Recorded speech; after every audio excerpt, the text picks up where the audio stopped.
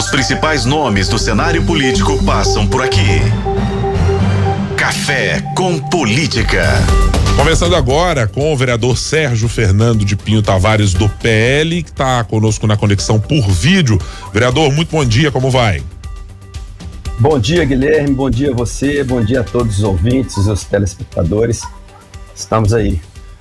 Vereador, primeiro para saber a expectativa principal que estamos em torno na manhã de hoje, de que haja eventualmente uma decisão judicial para modificar a maneira ou o anexo que está colocado no processo de eventual abertura de quebra de decoro por parte do vereador e presidente da Câmara, Gabriel Azevedo. A expectativa dos vereadores, de maneira geral, é de que tenhamos alguma decisão prévia ao início da sessão plenária hoje, das 2h30?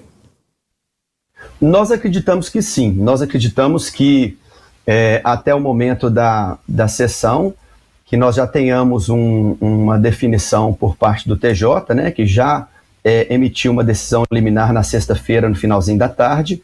Essa decisão deve ser confirmada ou não agora pela manhã, então a gente imagina que na hora do plenário já tenha uma situação jurídica, pelo menos a nível de segunda instância, já encaminhada.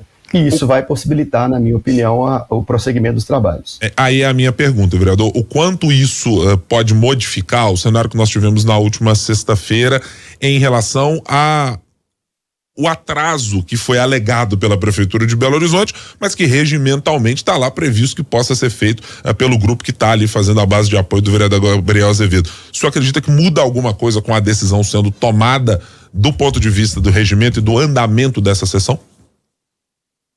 Eu acredito que sim. Primeiro eu quero esclarecer que a obstrução é uma estratégia de plenário em qualquer casa parlamentar do mundo inteiro, né? Então, essa fala no sentido de se atrasar, de se atrapalhar, isso não prevalece em função da própria estrutura que a gente tem no nosso legislativo. Eu não estou falando só de Belo Horizonte, estou falando do Estado, estou falando do país inteiro, de que a obstrução não deixa de ser uma estratégia em plenário, no sentido de postergar algumas discussões e no sentido até de trazer a necessidade de um diálogo, de uma composição. A obstrução, no caso da sexta-feira, ela aconteceu porque se aguardava o parecer, né, uma decisão judicial. Se nós tivermos, no momento do plenário hoje, uma situação mais aclarada sob o ponto de vista judicial, eu acredito que se avança. Se ainda tiver alguma pendência judicial, alguma situação que ainda caiba uma discussão judicial, e aí eu acredito que vai acontecer obstrução de um lado ou do outro. A obstrução vai acontecer daquele lado que sentir a necessidade de ganhar tempo. E isso, como disse, é regimental. Então, se for um grupo, né, que é aquele grupo que defende a permanência do vereador Gabriel na presidência, obstruindo, ou se for do outro grupo, que é aquele grupo que entende que a presidência deve ser de imediato assumida pelo vereador Juliano, qualquer que seja a obstrução, eu entendo que ela é regimental e ela é possível que aconteça sim, enquanto se esperar por uma decisão judicial. Vereador, bom dia, Thalita aqui falando com o senhor. De sexta-feira para cá, para a gente tentar resumir bem, né? Não pegando todos os outros dias, porque acho que o cenário já está bem colocado aí, inclusive para a população. A população hoje tem percepção daquilo que está acontecendo. Mas como que foi esse fim de semana de articulação para esse momento na Câmara Municipal hoje? Bom dia primeiro, Thalita, tudo bem com você? Bom, o meu final de semana foi de muita tranquilidade. O meu final de semana não foi um final de semana de articulação, foi um final de semana comum, né? A gente vai saber hoje, chegando na casa, de como que isso aconteceu com os nossos pares.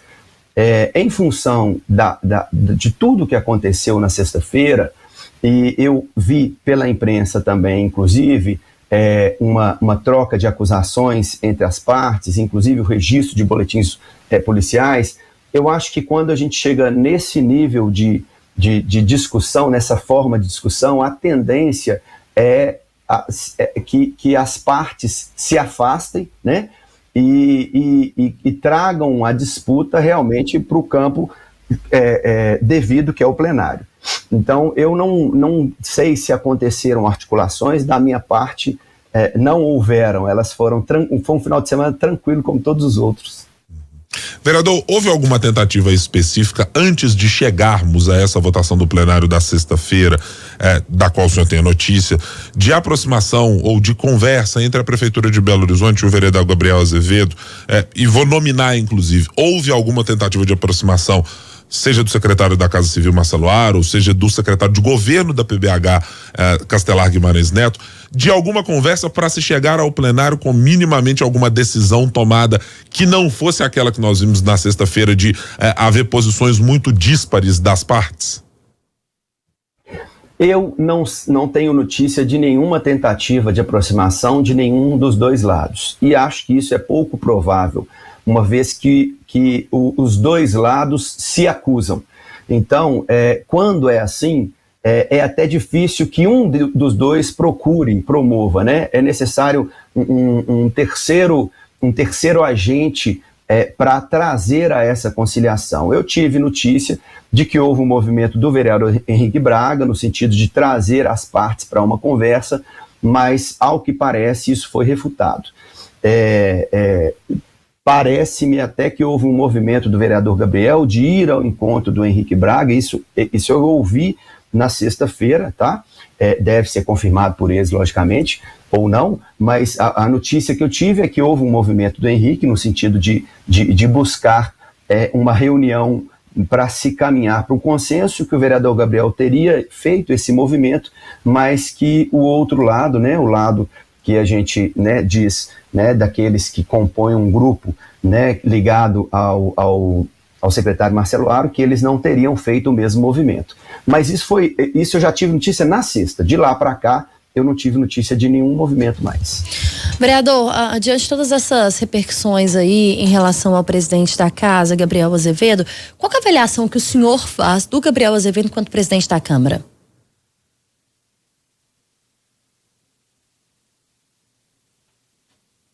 Nós perdemos a conexão com o vereador? Perdemos a conexão com o vereador. A gente vai tentar retomar o contato com o Sérgio Fernando, vereador do PL. Voltamos? O senhor nos escuta, vereador? Por enquanto, não. Agora sim? Pergunta, por favor. Eu pedi ao senhor para fazer uma avaliação da condução de Gabriel Azevedo à frente da presidência da Câmara. Eu avalio a condução do presidente Gabriel Azevedo como uma condução independente. Ele tem buscado pautar assuntos importantes e as votações que a gente fez ao longo do ano demonstram isso, que ele não se furtou a colocar em pauta projetos que são importantes para a cidade, mas ao mesmo tempo ele exerce não apenas ele, mas a Câmara sobre a gestão dele, exerce uma função fiscalizadora importante. Quero lembrar aqui das CPIs que foram abertas, a própria CPI da Pampulha, da qual eu fiz parte, e que chegou a um término com um parecer importante, bem fundamentado, e que apontava efetivamente muitos equívocos cometidos ao longo dos anos no trato com a Lagoa da Pampulha, e esse parecer foi rejeitado por uma manobra política, né? Mas esse parecer sequer seria pautado, se nós não tivéssemos uma Câmara com uma atuação independente. Então, a marca que eu vejo na atuação do vereador Gabriel é a independência. A própria questão dos ônibus, das passagens, que é importante esclarecer aqui, né? A passagem, ela foi estagnada em 4,50 por uma atuação muito intensa da Câmara Municipal. Ela foi majorada para R$6 por um decreto do senhor prefeito, e imediatamente a Câmara buscou um projeto de resolução para retirar a validade daquele decreto e estabeleceu um diálogo com a prefeitura. E, diante desse diálogo, inclusive envolvendo os empresários de ônibus, nós pudemos ver que efetivamente não havia motivo para um aumento para R$6, que as contas não eram aquelas como faziam crer a prefeitura e os empresários do ônibus, diante de todo o tensionamento, né, de todo o debate colocado na Câmara, nós conseguimos evoluir num projeto de subsídio que foi muito melhor para a cidade, porque ele trouxe gratuidades que o primeiro projeto não previa, de pessoas que efetivamente precisam dessa gratuidade. Ele trouxe fiscalização maior na prestação de serviço dos ônibus, e aí basta abrir os jornais que a gente vê a precariedade do nosso sistema de transporte coletivo urbano. Ou seja, eu acho que é exatamente a independência da Câmara na condição do vereador Gabriel é que permitiu uma discussão real de problemas reais da cidade com melhorias para o cidadão.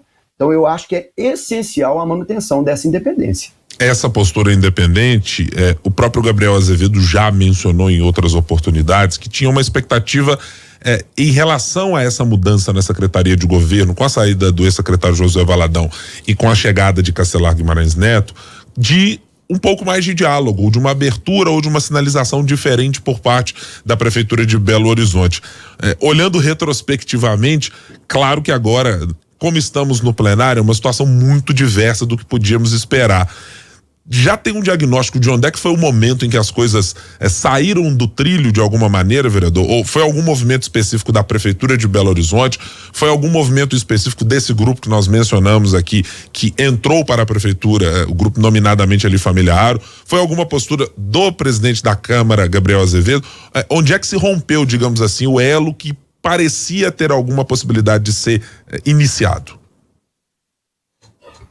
Olha, deixar bem claro que, inobstante os excessos que o vereador Gabriel cometeu, que foram feitos dentro do parlamento, e aí nós temos que observar uma questão jurídica, né, do que a gente chama de imunidade parlamentar. Eu estou fazendo essa prévia para não deixar aqui a impressão de que eu estou apenas olhando toda a situação por um prisma apenas. Não, ainda que alguns excessos tenham ocorrido, e esses excessos, inclusive, são objeto da peça apresentada pela deputada federal Nelly Aquino quando pediu a cassação do mandato do vereador Gabriel, eu entendo que o ponto crucial para essa divergência, para essa diferença, para esse distanciamento, foi a atuação do vereador Marcos Crispim em recuar de uma decisão e tentar reabrir um processo, um primeiro pedido de cassação feito pelo PDT. E isso ficou muito claro no áudio, que todo mundo teve acesso, onde o vereador Crispim faz um contato com o vereador Gabriel e diz que ele foi chamado a uma reunião com os membros, né, do que a gente entende por familiar, e que, por um pedido do secretário de governo Castelar, que ele desfizesse tudo, porque era importante aquele grupo a discussão da cassação do Gabriel. E eu acho que esse foi um momento crucial, porque eu sou testemunha de que, quando o secretário Castelar assumiu a Secretaria de Governo, eu mesmo presenciei falas e gestos do vereador Gabriel no sentido de demonstrar uma boa expectativa, porque ele disse: o Castelar é meu amigo, eu o considero demais, eu tenho certeza que com ele nós teremos um diálogo com a prefeitura, que na visão do vereador Gabriel não era mais possível com a presença do ex-secretário Josué Valadão. Então, eu presenciei esse momento até de euforia do Gabriel com a chegada do secretário Castelar. Então, só que com o acontecido, né, da última semana, onde veio à tona aquele áudio onde o vereador Marcos Crispim diz que foi chamado a uma reunião e foi cobrado da decisão de arquivar o primeiro pedido de cassação feito pelo PDT, e essa cobrança partiu do grupo na pessoa do secretário Castelar, eu acho que ali houve sim o rompimento definitivo das relações entre o vereador Gabriel e os representantes, né, aqueles que estão ligados ao grupo do secretário Marcelo Aro. O senhor entende de alguma maneira que isso se deu motivado pelo acordo que existia também entre Gabriel Azevedo e o vereador Juliano Lopes e o grupo que estava junto com ele, de que ambos romperam a corda, ou alguém também, no meio desse caminho, iniciou esse processo a partir disso que o senhor mencionou? Olha, pode ser que tenha acontecido algum outro fato que não seja do meu conhecimento. Que é do meu conhecimento, eu acho que o rompimento da corda se deu ali. se deu naquela reunião onde o vereador Marcos Crespim foi chamado a participar. Pode ser que tenha algum outro fato, mas eu honestamente desconheço. Para mim, a coisa se rompeu ali. Até porque, os últimos tempos, as últimas semanas, a relação entre o vereador Gabriel e o vereador Juliano Lopes era a melhor relação possível. E sempre foi. Então, eu não acho pouco provável que algum fato anterior a isso tenha motivado esse rompimento. Nós estamos conversando com o vereador de Belo Horizonte, Sérgio Fernando, do PL. No Café com Política, hora do bate-pronto. Vereador, agora é o momento em que a gente fará perguntas rápidas e respostas na mesma proporção. Combinados? Perfeito. Então vamos lá. Cassação do vereador Gabriel Azevedo, correta ou um excesso? Excesso. E a do vereador Marcos Crespim? Excesso. Atuação da prefeitura na discussão desses processos, leal ou desleal? Desleal. Eu acho que a prefeitura tinha que ter uma postura de isenção. E o que a gente percebe é a prefeitura utilizando dos seus agentes, né? E aí, sendo muito honesto, eu sei que é bate-pronto, mas eu preciso explicar. Sendo muito honesto, eu não sei a medida do peso da decisão do prefeito nisso ou daqueles agentes muito ligados a ele. Mas eu acho que a prefeitura tinha que adotar uma postura de total isenção nessa discussão. A solução desse impasse entre Câmara e Prefeitura só sai com decisões judiciais? Eu acredito que sim. Vereador Sérgio Fernando Pinho Tavares, do Partido Liberal, obrigado por estar aqui conosco nessa manhã. Nos falaremos em outras oportunidades. Obrigado, vereador. Eu que agradeço, Guilherme, peço mais uma vez desculpas por não poder estar aí presencialmente, mas continuo à disposição sim. Um bom dia para você, para a família, para todos os ouvintes. Os principais nomes do cenário político passam por aqui. Café com Política.